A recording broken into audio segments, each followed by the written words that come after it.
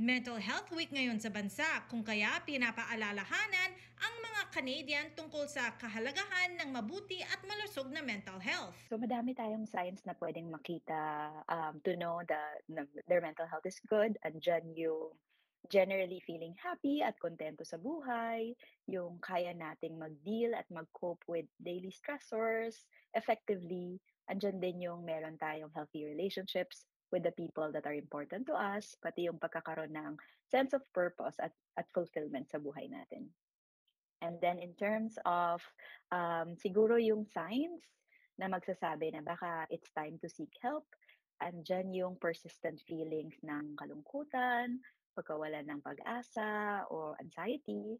Andiyan din yung nahihirapan tayong gawin yung mga bagay na dati naman nating ginagawa o nahihirapan tayong i-enjoy yung mga bagay na dati naman nating na-e-enjoy. Ayon sa Canadian Internet Use Survey ng Statistics Canada na ginawa noong 2022 at inilabas ngayong taon, isa sa bawat 5 Canadian aminadong nakakaramdam ng anxiety, depression at pagkaingit dahil sa mga bagay na nakikita nila online.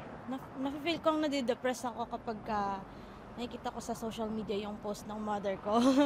Miss na niya kasi ako. I'm only daughter and it's my first time na malayo ako sa kanya ng ganito.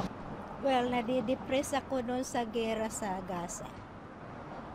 Bakit po? Ay kasi yung mga namamatay na bata na walang kasalanan.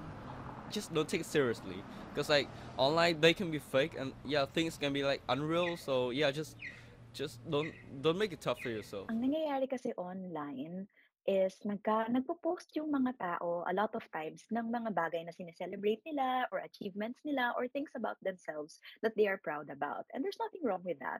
However, minsan ang nangyayari, ang pakiramdam ng mga taong nakakakita ng mga posts na yun is that yun lang lahat ang nangyayari.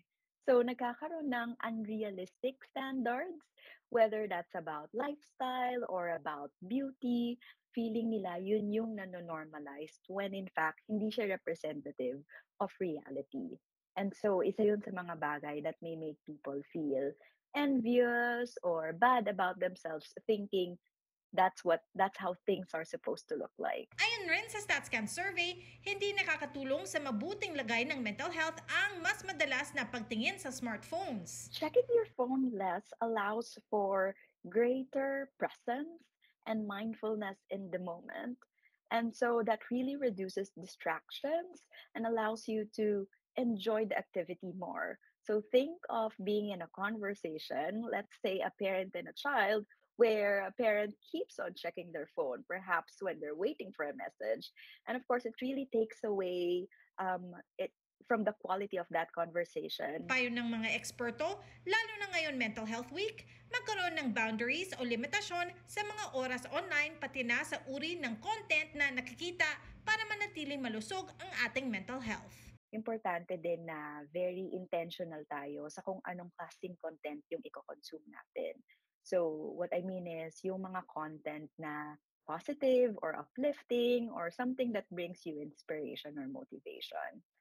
um, online is a space where we can find supportive communities, and itong supportive communities na to would be very helpful for us to engage in and to get support from. And then andyan din finally yung taking breaks from the use of devices or the use of social media. And when you take breaks, hopefully you get to engage in offline activities na nagdadala din ng kasiyahan sa atin.